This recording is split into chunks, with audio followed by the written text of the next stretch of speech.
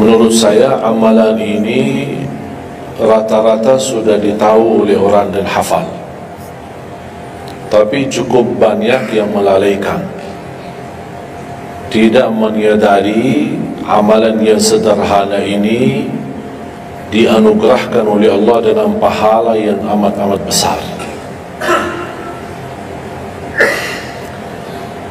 Yang pertama, bacaan Al-Quran.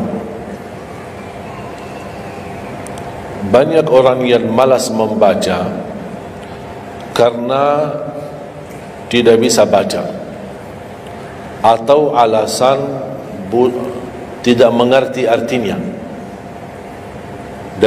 Daripada saya baca tak faham artinya, mendingan tak usah baca. Itu bisikan syaitan. Yang membisiki seperti ini adalah syaitan. Buat apa kamu baca? Kan kamu tak faham.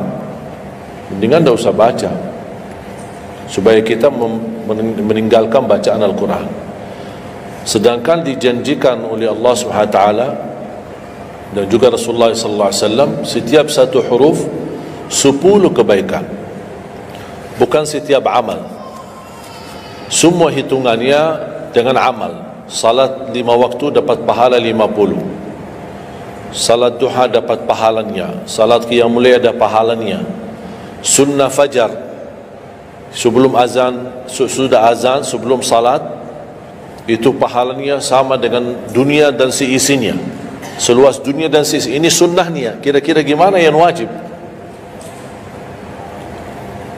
Rasulullah SAW bersabda di hadis yang sahih, la aqulu alif lam mim harf, walakin alifun harf wa lamun harf wa mimun harf. Alif lam mim bukan satu huruf, tapi alif satu huruf, lam satu huruf, mim satu huruf. Cuba kalau kita baca setiap hari satu halaman aja, berapa kita mendapatkan nilai pahala? Hitung, silakan, bawa kalkulatornya dan hitung sendiri. Tak ada yang sia-sia di sisi Allah. Membaca Al-Quran walaupun tidak memahami isinya, tetap terhitung setiap satu huruf 10 kebaikan. Berarti anda tidak sia-sia membaca Al-Quran walaupun tidak faham. Ada orang membaca tapi berbata-bata, dia merasa salah bacaannya, keliru. Dia sudah berusaha belajar, tapi itu kemampuannya. Didatangi syaitan, dibisikin, salah mulu bacaan kamu, tak benar bacaan kamu, wakaf tidak benar, panjang pendeknya tak benar, apalagi hukum tajwid tak benar. Bisa keliru, bisa dosa. Astaghfirullah, dosa ya. Udah, terima kasih syaitan. Malah dia terima kasih lagi sama syaitan. Dibisikin, didengarin, diterima, langsung dia rubah, tidak baca. Alasannya takut dosa. Padahal ada berita gembira dari Rasulullah SAW, al-mahiru bil-Qur'ani ma'as safaratil kiramil barara. Yang mahir dalam membaca Al-Quran, nanti di hari kiamat dia bersama malaikat safara kiram barara. Terus ya Rasulullah, gimana keadaan yang berbata-bata itu? Gimana?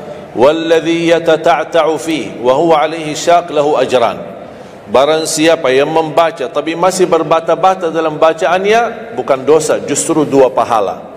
Satu, karena dia mau baca Al-Quran. Kedua, karena ada berbata-bata, kesulitan dalam membaca. Allah menghargai kesulitan, Allah berikan pahala. Berarti tidak ada rugi sama Al-Quran. Semenjak saya mengambil keputusan tidak memegang HP, saya sadari betapa banyak kita rugi berjam-jam, berhari-hari, berminggu-minggu, bahkan bertahun-tahun kita jauh dari Al-Quran. Aku heran ketika mendengar ada orang yang bisa lewat 1 bulan tapi tidak khatam Al-Quran.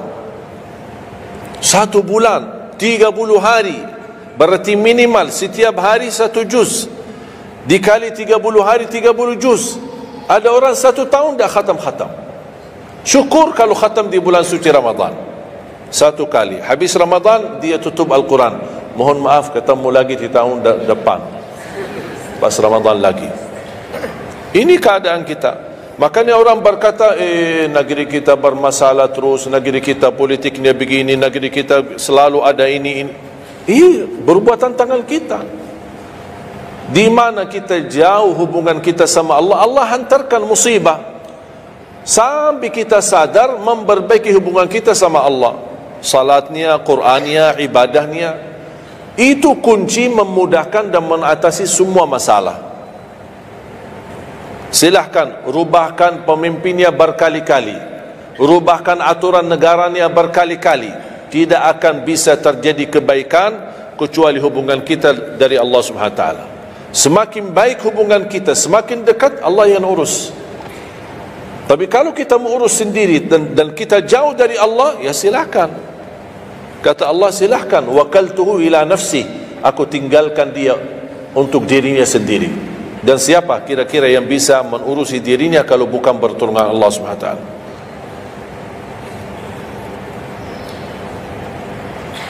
Jangankan bisa khatam Al-Quran dalam 30 hari, jangan 1 juz dalam 1 hari, 30 hari bisa dikhatam dalam waktu 10 jam. Saya pernah tes, menghitungkan waktu, bawa alarm, membaca dari subuh sampai zuhur. Tiba waktu zuhur, saya stop alarmnya, saya lanjut lagi habis zuhur. Sampai asar, lanjut lagi habis asar, lanjut sampai maghrib. Berapa saya habis khatam 30 juz? Bagi orang yang lancar bacaannya, tidak berbata-bata, bacaannya lancar, hurufnya jelas, tajwidnya bagus, tidak terlalu cepat, standar, sebagaimana bacaan tadi salat isya, itu namanya standar, hadar, tapi disempurnakan tajwid, tidak boleh cepat dan tidak boleh terlalu lambat. 10 jam mampu khatam 30 juz. Saya punya teman sekolah di Madinah, dia berhasil khatam 30 juz dalam waktu 7 jam 49 menit. Makanya aku heran kalau ada orang berkata satu bulan, mana bisa ya? Tahu enggak ya, apa yang membuat masalah kita kenapa tidak bisa khatam Al-Quran? Karena suka lihat halaman belakang. Begitu buka, baru mulai Al-Baqarah, Alif Lam Mim Dzalikal, buka terus halamannya. Sambil baca kita buka 600 sekian, kapan habisnya? Hudal lil muttaqin, sadaqallahul azim. Sudah langsung sadaqah, karena sudah merasa berat. Dia menghitung halaman belakang, sedangkan dia baru aja mulai 1 ayat, dia langsung sadaqallahul azim. Syaitan tidak mungkin dan tidak senang melihat kita sering membaca